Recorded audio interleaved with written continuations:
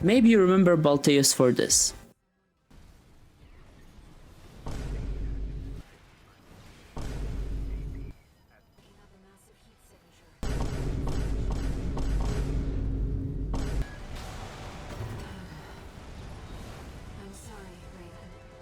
And yes, that's definitely a part of his experience. But today I'm here to explain why I don't think he's only a perfect early game boss, once again done by Fromsoft, but ultimately the key to Armored Core 6.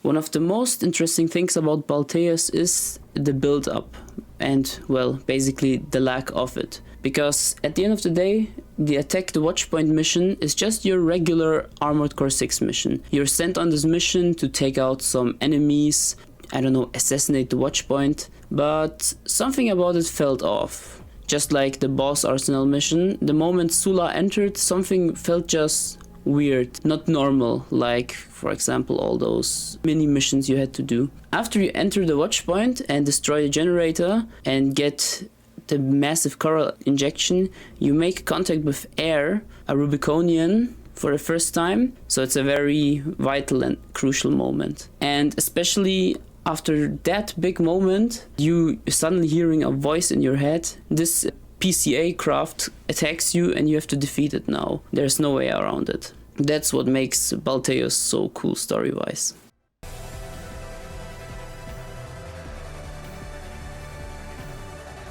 Well, now with Balteus being here, we need to defeat him. And how do we do that? First we have to... Thank you, Air. We have to break the pulse armor because he will just absorb all damage if we don't. And next we have to dodge his attacks and get in some damage after we break the pulse armor. He has the salvos, the missile salvos. Basically these are the spammy attacks which you most of the time can't fully avoid. Well, you can, but most of the time you won't. And those are what most people call passive attacks. And those need to be mitigated as well as you can. And Balteus does it really, really well introducing these. Then he has the machine guns and the shotguns up close, which basically are those bullet heli barrages of guns that most ads and bosses will use against you. And then he has those rockets, which need to be quick boosted at the right time to avoid their damage, which are basically direct attacks and not passive attacks. When he starts phase 2, he starts with assault armor, another expansion, and now he has scripted combos. He ends with using flamethrower swords. And flamethrower swords are basically his kinds of melee attacks, which are really important because a lot of bosses and even base enemies use them. So it's very important that he introduces it now. And why I think Balteus is such a genius boss placement wise is because he literally teaches you everything you will need for the endgame and for Armored Core 6 going forward. A lot of endgame bosses will have a pulse armor, most of them have melee attacks, and passive damage is just a part of the game you always need to keep in your mind. That's why I think Balteus is a genius boss mechanically.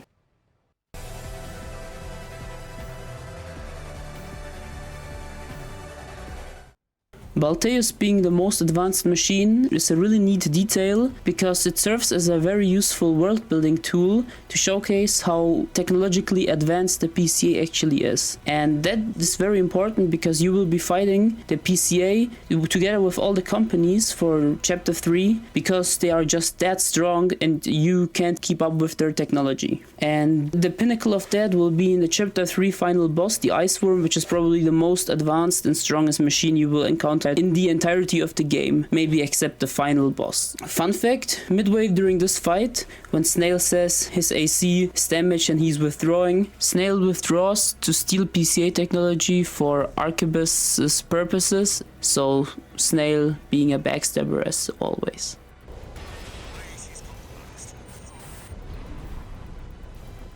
Because yes, you will refight Balteus at the end in one of the paths you can take. However, I don't think it really resembles Balteus in any form besides, obviously, the design and the shield he has, but it's one of the best fights in Armored Core 6. It's mostly labeled Snailteus or Snail Balteus, Arquebus Balteus. For me, it was a really cool moment because this whole game really full circle. The first big challenge was Balteus, and now we fight V2 Snail, this villainous guy. Just listen to him. You're below that. You are vermin. You are vermin, and I will be rid of you. Out of my sight, vermin. That traitor V4, those don'ts at command. And worst of all, you, the list of Rubicon who stirred the cinders. You sicken me, all of you. I'll crush you underfoot. I am Arquebus. But now we're not at the start of the game anymore. We have acquired strong equipment and strong weapons throughout the game and can finally surpass even this high level technology and defeat Snail pretty easily. Well, if you don't decide to do the starter mech challenge. Finally dead, are you?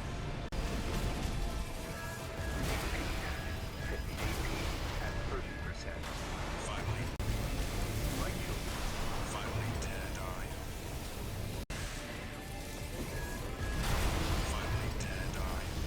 So yeah, that's basically the amazing full circle. At the start of the game, the PCA technology is very dangerous and completely destroys us, but at the end we can deal with it just fine.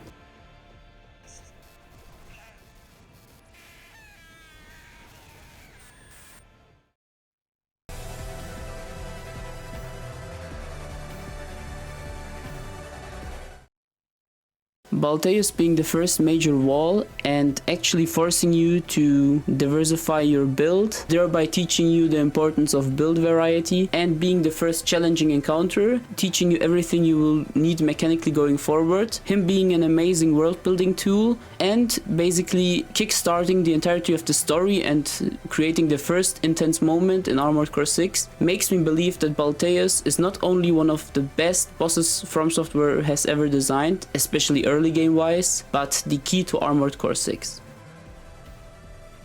Thank you so much for watching this video. If you like it, please subscribe and like the video. It would mean so much to me. Next video is probably going to be either a Hollow Knight or a Sekiro ranking, so be hyped for that. Once again, thank you so much for watching. Until then, I say goodbye. See you all.